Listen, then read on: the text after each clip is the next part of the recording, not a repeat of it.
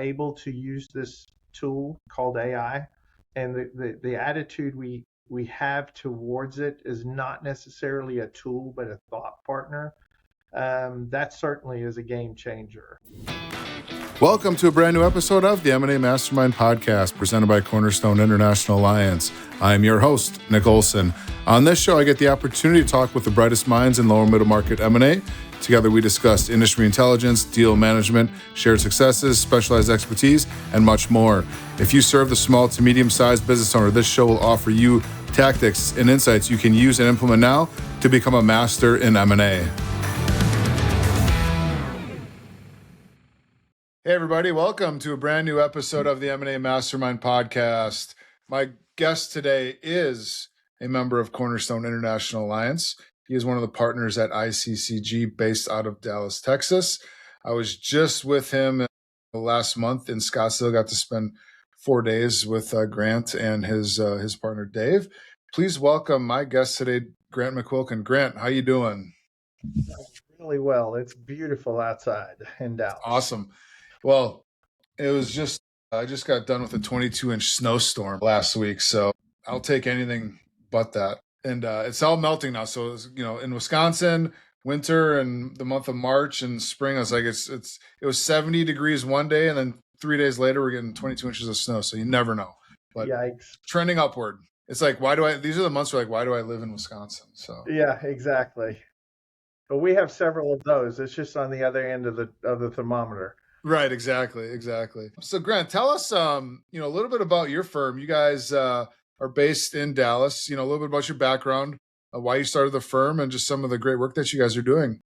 Yeah, I often tell people I'm a tennis player, converted to a CPA, converted to an entrepreneur, and now an M&A advisor. And all of that kind of, comes out in the personality of our firm. We're competitive, but we are also experienced in the area of, the technical side as well as just owning businesses. And so, the way that we like to hold ourselves out is just people that care about people. Want to help people accomplish selling the business, and sometimes on the buy side mandate as well. And it has been an absolute privilege to help people do that. And so we enjoy it. We're a small team, a boutique. We got some young bucks that are running hard to learn and to grow in their ability to do this without Dave and I. And we're working on the idea of being useful but not necessary. How's that going so far?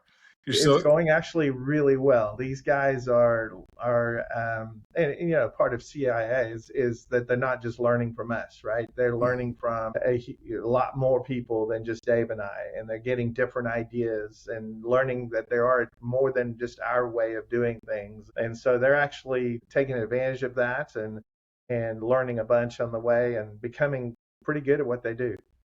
Yeah, amazing. And, we have, speaking of, just learning from each other, that's one of the things that, we do here at Cornerstone International Alliance. We have our first AI collaboration group coming up here in 2 days. And I'm really excited for that because as we talked about and we were in person in Scottsdale, AI is all the rage right now. And I'm very excited to see how all of our firms, we have 35 firms in the group right now, how all of us are using AI, how we're thinking about AI, and, kind of coming up with like a menu of items where it's like, we're all using these platforms for these purposes. And so we're all going to learn from each other, but that's just kind of what we do here at Cornerstone. Yeah, for sure. And so I'm really excited about that. But, we're here to talk about your experience as a partner in Cornerstone International Alliance.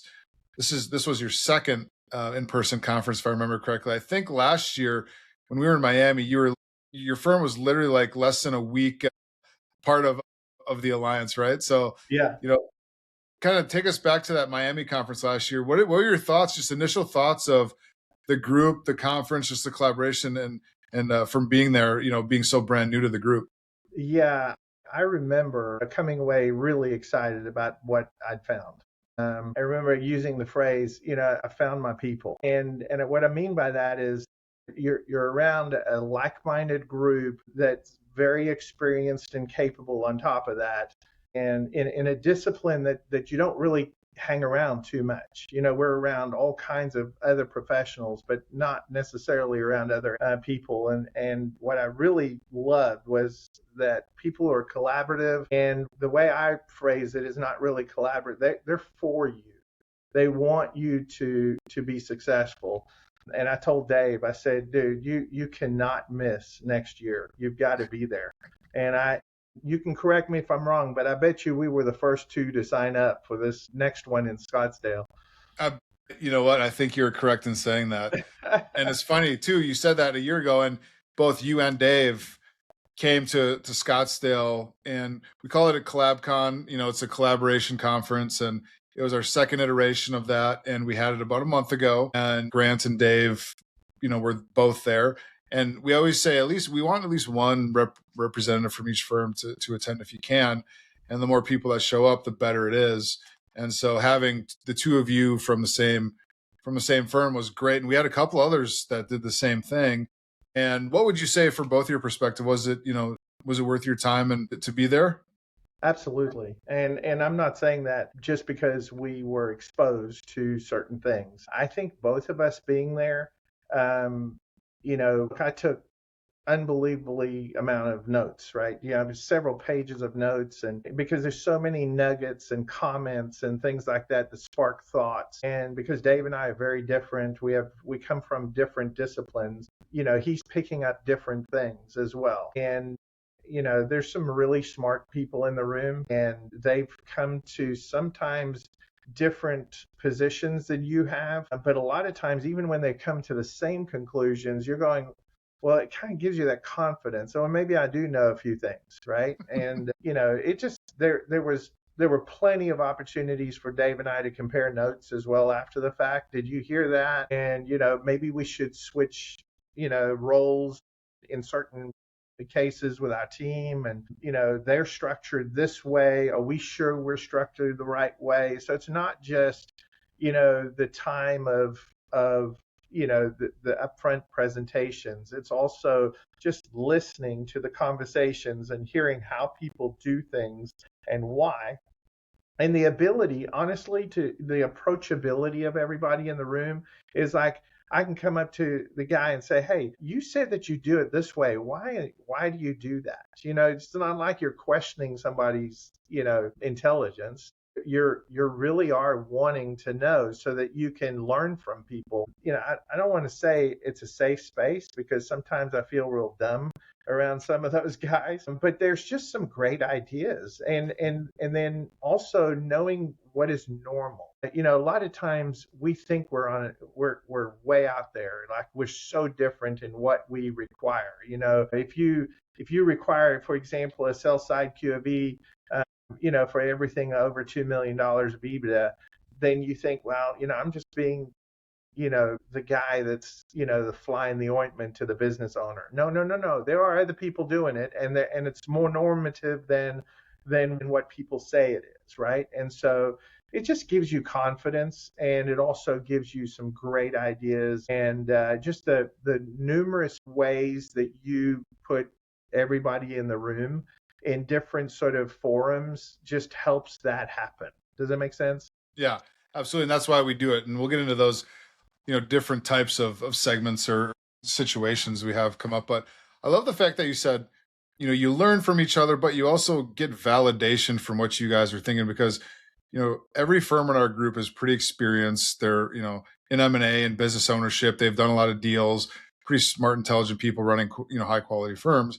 And, we always say it's an abundance mindset that, I know what I know, but you might know something different. And, it's a non, we always say it's a non, you talk about it's a safe space. It absolutely is, because it's a non-judgment, it's a judgment-free zone. Yeah. And just because you're doing it one way and, they're doing it their way, both are right, but you can take little bits and pieces of what others are doing, make it your own unique situation that's going to work for you and your firm. And I would be surprised if anybody ever made you feel like you're dumb for raising a question. I feel like, they might give you a little bit of a hard time, but because that's just a fun group. But no one's going to say, Dave, I keep calling you part of it. Grant, you are crazy for thinking that way. You get like, no one's going to judge you that way. They're always just like, Yeah. that's interesting. Or, but we do it this way, and it's not saying, and we always say we got the no jerks rule. It's like, I'm not going to dominate the conversation because I know the most. Like, we all know a lot of stuff and we're all, pretty good at it. So let's all be open-minded. Yeah, I think the only time that ever comes up where you start feeling like that is you listen to the way another seasoned guy is answering that question. And you go, Mhm. huh, when I grow up, I want to be like you, kind of Right. thing. Right. And so, whenever look, you never want to be the smartest guy in the room because then No. you don't need anybody else in the room. And Hmm. so just having other people who come from different sort of disciplines entering into this whole M&A area, and then just how they think through things. What works there may not work, for example, geographically where you Or are. industry. It plants ideas in your head, and you go, okay, I need to think through that. Absolutely. Yeah. Thought-provoking conversations and questions. That's really Right. what we strive to do.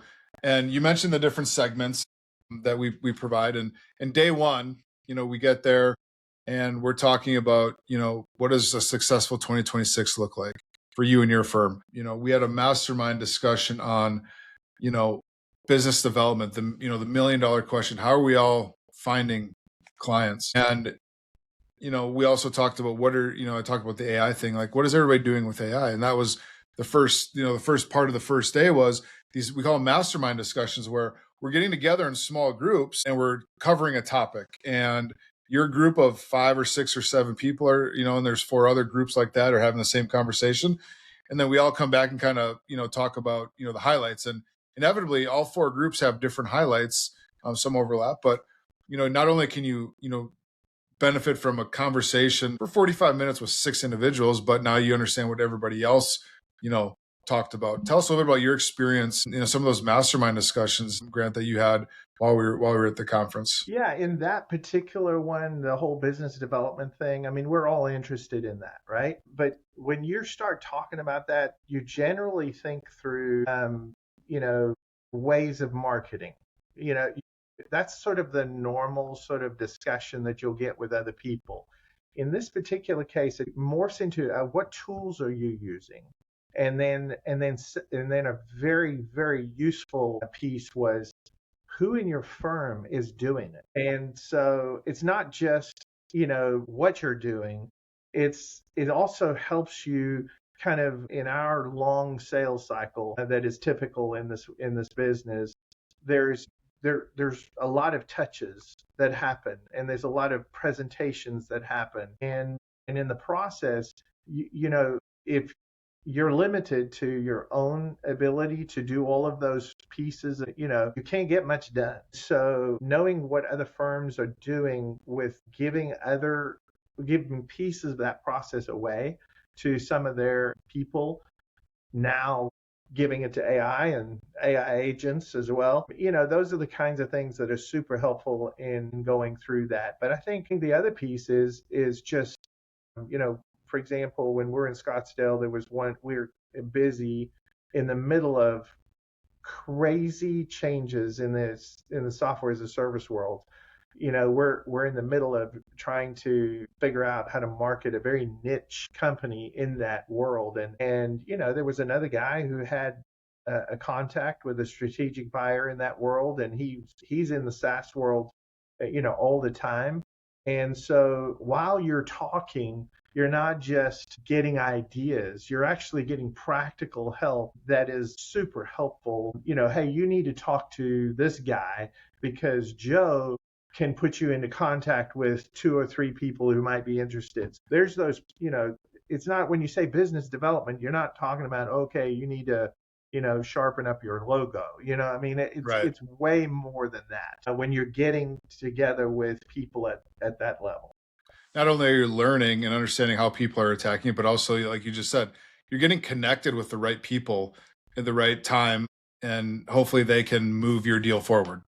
Well, I will tell you, and this is probably the biggest compliment that I can pay you for the way that you put that piece together, is that it both when I came out of Miami as well as this time, We literally made changes to how we do things and what we do as a result of it. And Yeah. so you don't do that when you just go into a raw session and it's just kind of like showboating on what you've done. You know what I'm saying? Yep. Yeah. And we, we've tried those things in the past, and it's like what our group wants. And I think this is just a testament to the type of people that are in this group, but also how they're going about, stepping up for their clients is they want to learn, they want to understand how to do this better and quick, more efficient to get the best result for their clients. Yeah.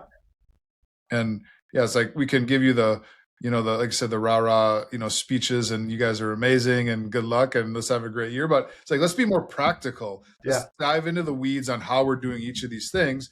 So now we can take, these 4 or 5, whatever many things back to our team, and we're going to implement them tomorrow because we feel like someone else did it that way. And we love that, that idea. And we think it can make our process better. Absolutely.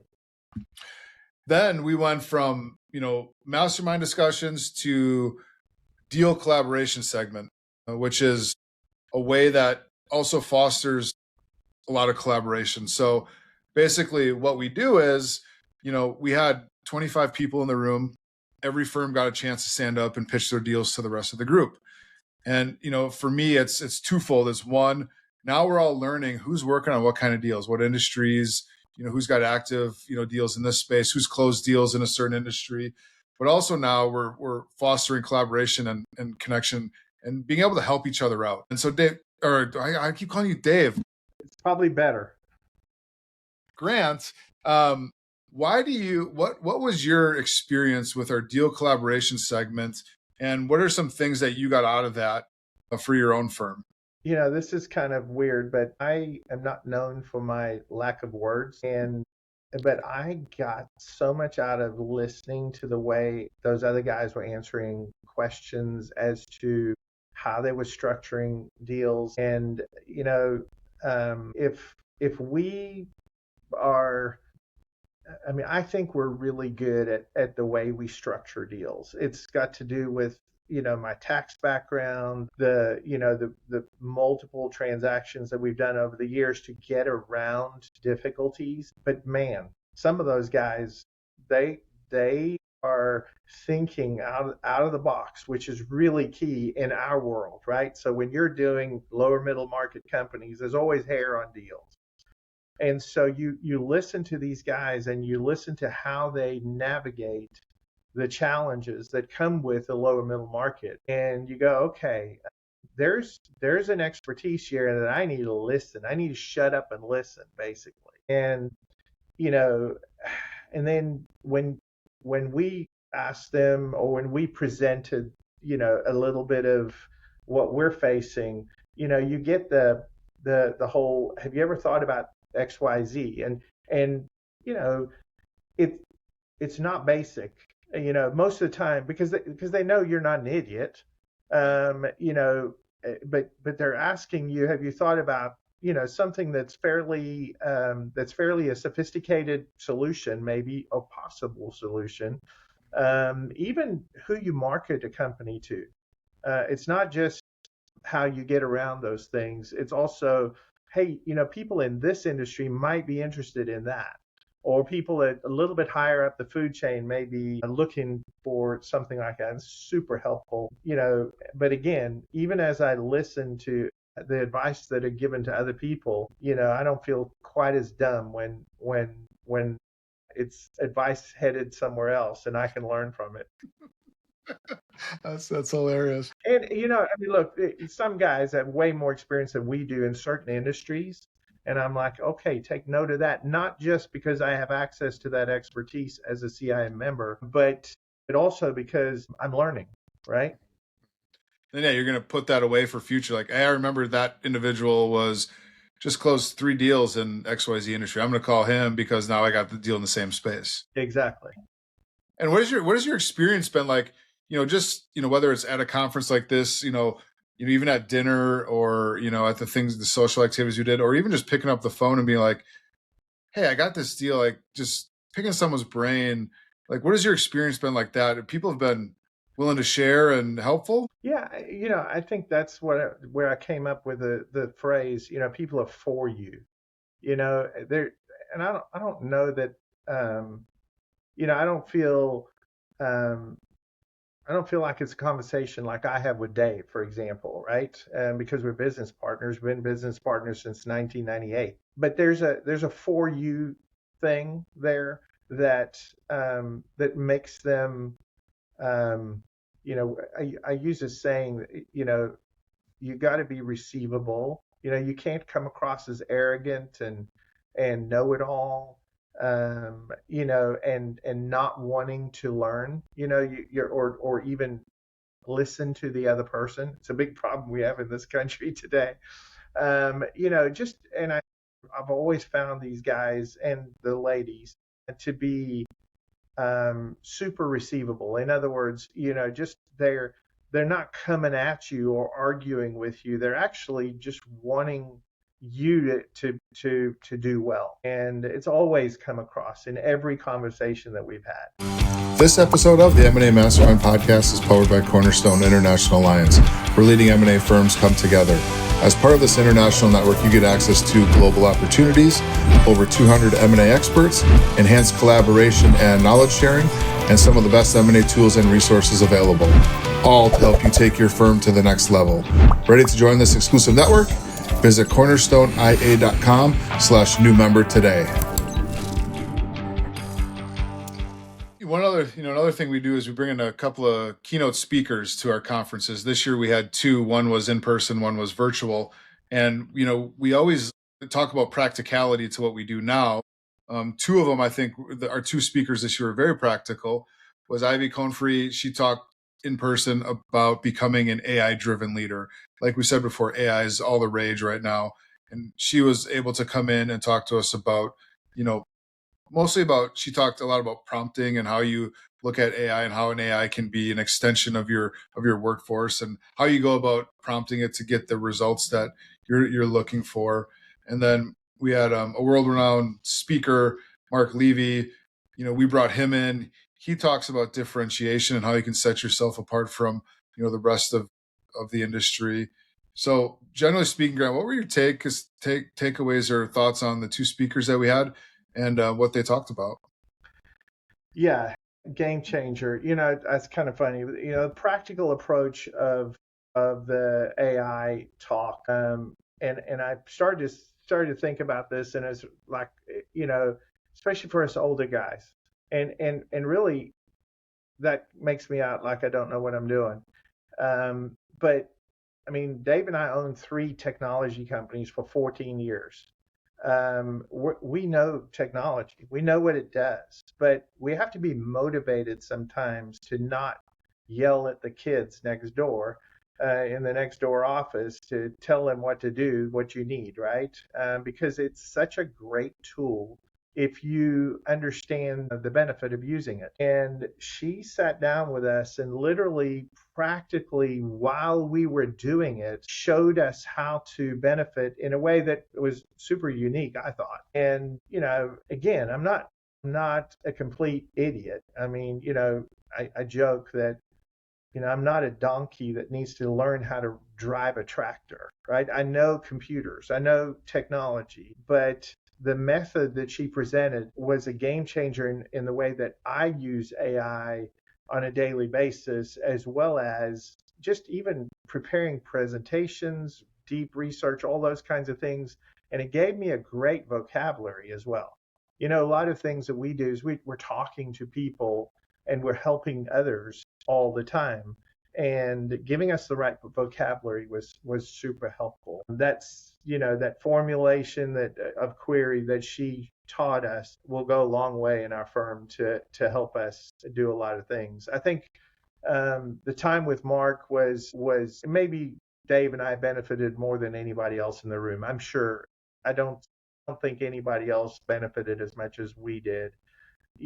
Helping us communicate succinctly what differentiates us has always been difficult for Dave, because we have a very diverse background and we do a lot of stuff. But ultimately, our motive is to help people. And for some reason, this guy has just a gift to put it in, 4 words basically, or whatever it is, that just was just really helpful. And then we got the privilege of spending a few minutes with him one on one, or two on one if you want to be accurate. And it was it was super confirming, because what we learned in his presentation was ultimately exact. He confirmed we put what he had talked about in practice. And I would say for Dave, that was probably one of the highlights of the weekend, as far as content goes, for sure. And so it'll we've already used it over and over, and it'll be super helpful going forward for sure. And that's why you look at having practical type of keynote speakers come in, because now you're taking something away immediately and making your firm better just by having that person speak to you in front of a group and individually. Well, and the discipline that he has, and same way with the AI lady that presented to us. These aren't chumps. I mean, they're experts in their field, and we're clearly not experts in either one of those fields. But we use those things all the time.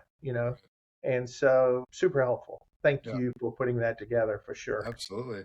Well, and we all are using it enough to be dangerous, but if we can be next level with it and to really benefit our own practice and our clients' outcomes, that's really when we're looking at bringing on speakers, as a group, or whether it's Scott or myself, like what do people want to learn? We always get the feedback of the group, when we're creating these kinds of conferences, but it's always rise to the top. It's got to be practical. We got to have some takeaways that we can implement, now, and our clients ultimately have to be better for it. And I think with these two speakers, Ivy and Mark, I think they both hit the mark on those two things. Now, the group of people we brought in were 4 private equity firms, and this is always just a great exercise, but also great spending time with these individuals. So we brought in 4 different private equity groups, and they spent at least a day. Some of them stayed for an extra half a day, and we just got extensive time with them. And it's always great to we did a discussion on ROI. How are they looking at the return on investments for their companies, which was a great discussion. We presented them with a deal. We did a Shark Tank event where you guys got to be a part of their investment committee, go over the LOI on this, all on the same deal, and just to see how everybody looked at them a little bit uniquely was very interesting. But also the LOIs were pretty vastly different for the same exact company receiving the same amount of information. And then just having the small group discussions with a private equity firm.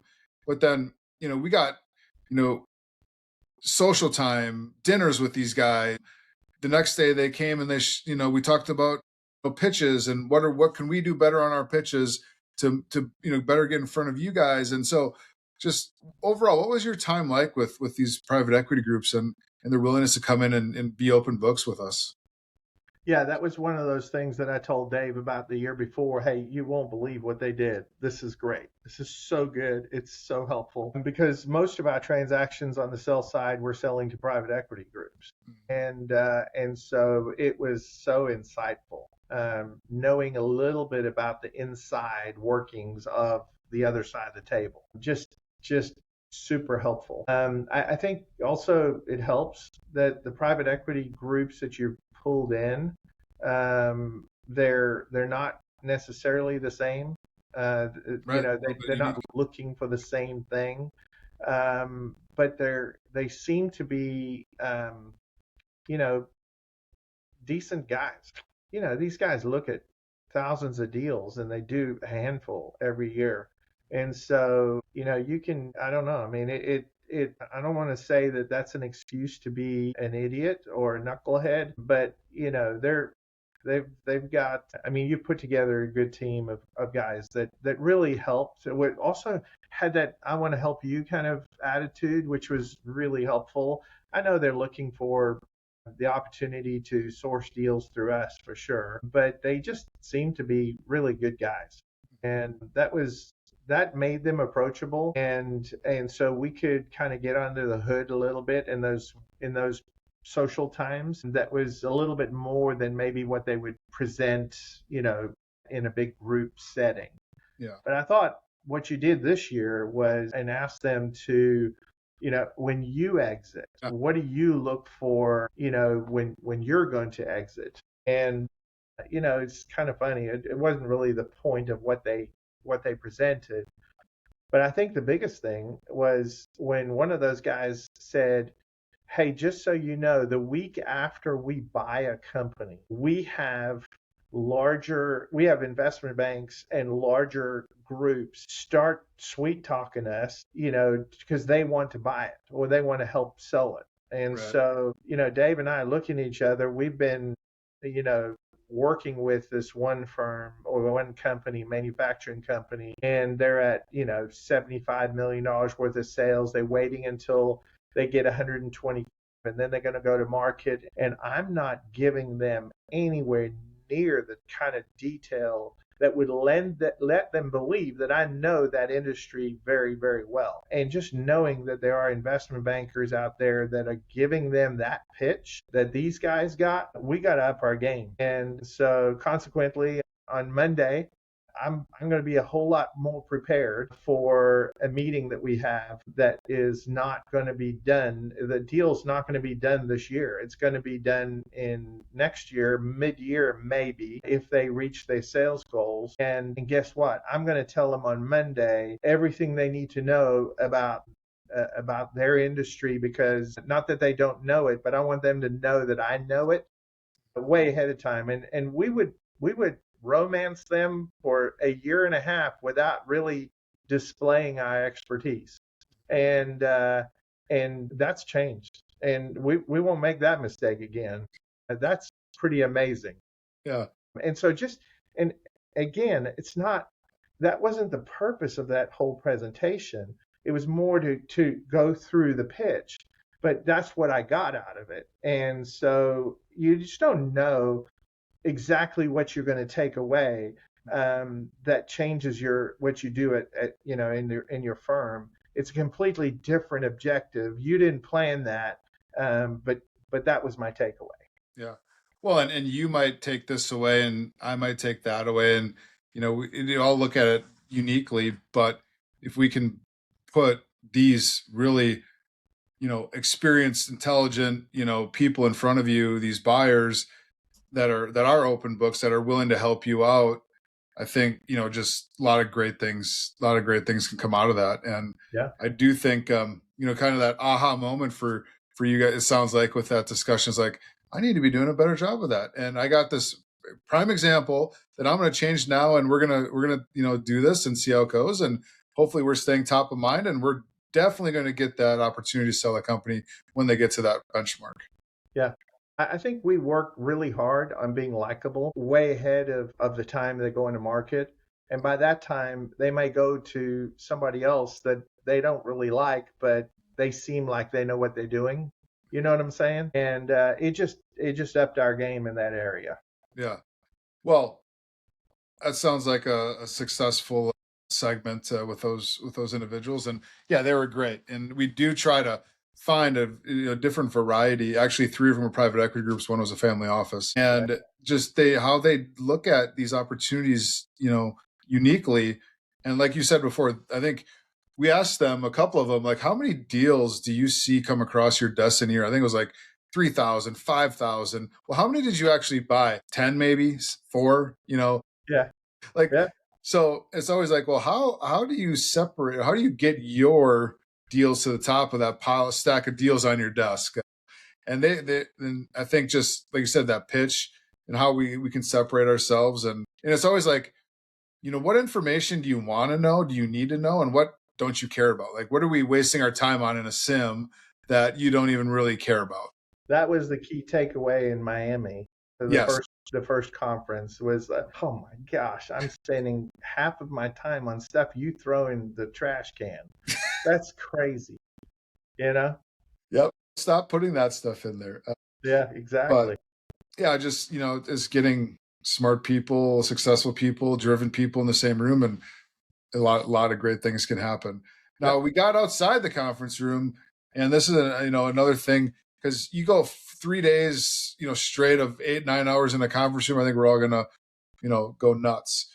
But we do this on purpose, not only for that reason, but we also want everybody who's there to spend time together in a meaningful way that's not specifically talking about a certain topic or listen to someone present. You're just out doing, like, some people played pickleball. Did you play pickleball, right? Yeah.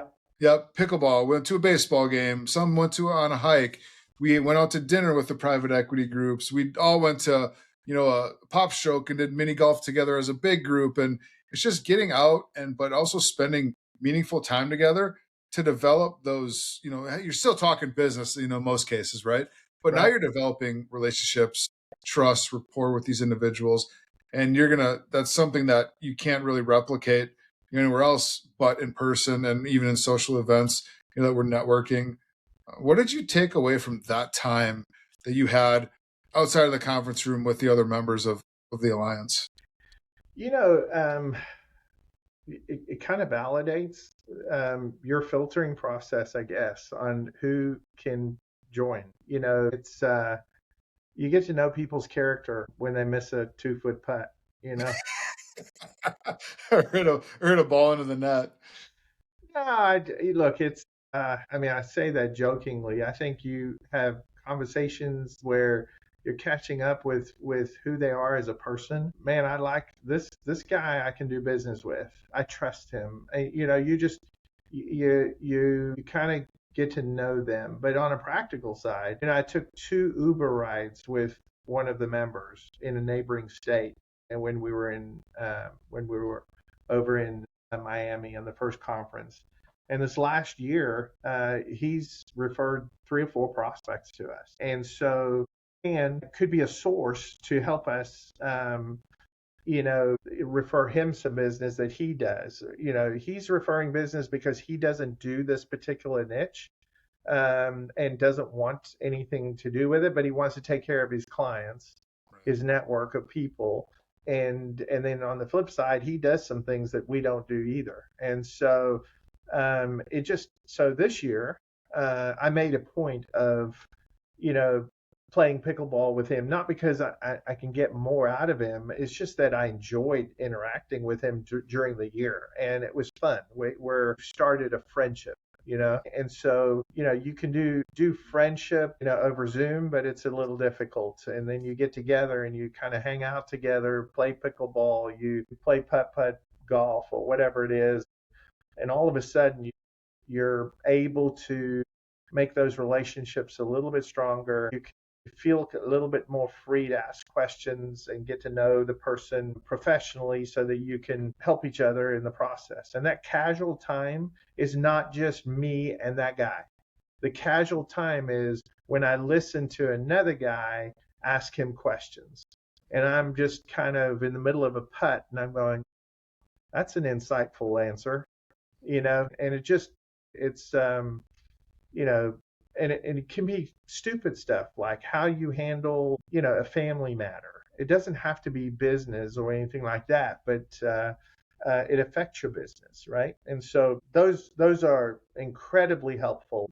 I don't think anybody's going to Scottsdale to do pop stroke. There are other places you can play pop stroke, but where can you go and casually hang out with really capable people who are, you know, in the same discipline as you are and they're for you? I mean, it's just, there's not many. I don't hang out. I mean, you can go to various networking things and you may, okay, that guy does what I do, but I mean, we're not getting together. It's, Right. it's just not that way. And so those times were super helpful. Yeah. And yeah, it's good to have fun and kind of let your guard down a little bit, and start meeting people at a personal level and then understanding them. And like I said, that just fosters relationships outside of the conference and in the Yep. future, and doing deals together and getting referrals. And, hey, you probably, I could text you a quick question and you're going to answer me, and, whatever. And so that's really, the whole intention of the entire in-person conferences that we do are connections first and foremost. How can we collaborate? How can we learn from each other? We're all very, very well ingrained in this industry. We've got an amazing brain trust of information right here within this group. Let's just pull that out of each other and finding and doing it in different ways that resonate with people. Last question, Grant. This has been amazing. Thank you so much for sharing your insights, and I know this has been great discussion. What would you say, just from the conference being in person in Scottsdale as a group? Like I said, we had 25 people plus there, representing probably 22 of our firms that are in our group. What were like the top 2 or 3 takeaways that you and Dave took away that you guys are putting into practice right now? Yeah, I think, I've already mentioned a couple. We've always look, when you've been business partners for 30 years and you've struggled with the same thing for 30 years and all of a sudden somebody drops the answer on you, that's pretty significant. And certainly how Dave and I specifically are able to use this tool called AI, and how it is a thought partner, and the attitude we have towards it is not necessarily a tool but a thought partner. That certainly is a game changer. I think just even talking to Scott at PopStroke, for example, and kind of in conjunction with several other conversations with some of the guys that have larger firms than us, and just how they allocate the work and who they hold accountable for certain things and the process within a firm in order to be useful but not necessary, so to speak. We came back and had a team meeting and changed how we do things, and challenged our guys to learn in certain areas so that we could do that. And just and some of that is communication. Some of it is just putting tools in place or acquiring tools that are necessary in order to for those processes to put in place. But I would say that's probably as 30,000 foot as I can get. If I get granular, there are numerous little things that actually affected deals we have on the table today, and so that's very helpful. Yeah. And that's what we strive to do. Like I said, we try to create an environment where you're learning, developing relationships, but also have some key immediate takeaways that you can use to better your own firm and provide better outcomes for your clients. And Yeah, I would, let me just add this. I think, I had the, I think the advantage of attending a conference before I knew anything about it. I mean, I obviously did diligence yeah, on what you guys are about, and probably wore you out on some questions. But I think that was the start, and it energized me and encouraged me, like I said, with not just practical tips but also confidence in certain areas, and you pass that stuff on, right? And so I would say we're not likely to miss any of these because of all of the takeaways, but also because of that energy and that that encouragement that you get, that you're not an idiot. You are thinking rightly about something. that's great. I appreciate that insight, Grant. Last question. What would you say to a firm out there who doesn't have an organization like this? They're kind of out on their island. They're isolated and they don't know where to go with themselves. And why help me maybe make a pitch from an actual partner of ours in Cornerstone International Alliance as to why firms out there who do what we do in the M&A space, lower middle market, why should they consider and Cornerstone International Alliance as a way to help them elevate their firm? Yeah, like I said, I mean, I've always thought that we do something that we are good at. And let me just be, this is at the risk of sounding somewhat arrogant. Dave and I are not lacking people to hang out with. We've led very large organizations. We know a ton of people. We are networked like crazy, and always. I mean, Dave is right now. He's in front of 150 to 200 people teaching them. So I mean, we're around a lot of people all the time. I'm not looking to hang out with people, but this group is different. Um, you know, they're our people, meaning motivated similarly than we are to help other people using the skill that we've been given. They're smarter than us a lot of times, most of the time, I would say, serving others like we want to, and willing to help others like we are. And so that like-mindedness, and that, I'm a former tennis player, and I hated, even traveling on a pro tour, it's lonely. You don't have anybody who is on your team. When you play for college, it's awesome because you got teammates, you got this natural community. You don't have to be by yourself when you've lost a match or something like that. You can't pay for your hotel room the next week. I think it's a similar sort of feeling to me. It's I've got a team that that is for me, that I get to hang with, but I still have to go out there and be the pro and win matches. But I get to hang and know that I'm part of a team that is got my back on industries that I don't know what I'm doing in. Maybe they got a way around some hair on a deal. All those kinds of things. There's a comfort there, right? And I would say it's a similar sort of analogy that I would say Cornerstone offers us the ability to collaborate, but it's more. It's being with people that seem to uh, have a similar heart towards helping people, a similar heart, that seeks excellence in what they do, but is collaborative. That was a great way to put it. I love that analogy is related to tennis. Grant, thank you so much for joining me. Love the conversation and really appreciate all the nice comments and words, not only to us, but also to the group as a whole. And appreciate it. Where could we send our listeners to learn more about you and your firm? Maybe it's a website, or how can they connect with you? Yeah, iccgcapital.com is our website. There's several ways to connect with us on that particular site, but it's not difficult. Normally, ICCG is kind of a short, it's an acronym for Integrated Corporate Consulting Group, and typically people tend to find us on the web somehow.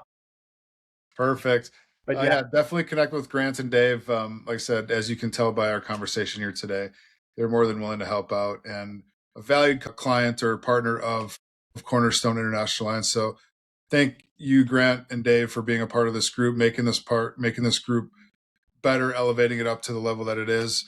And that is who we look for, is firms that are going to elevate the rest of the group. And we have a great group here. And it definitely showed it's a bright light in Scottsdale. So thank you and Dave for coming. Thank you for taking the time to be there and sharing your insights with us here today. That is all we have for today's episode of the M&A Mastermind podcast. Make sure to share, like, and comment on this episode.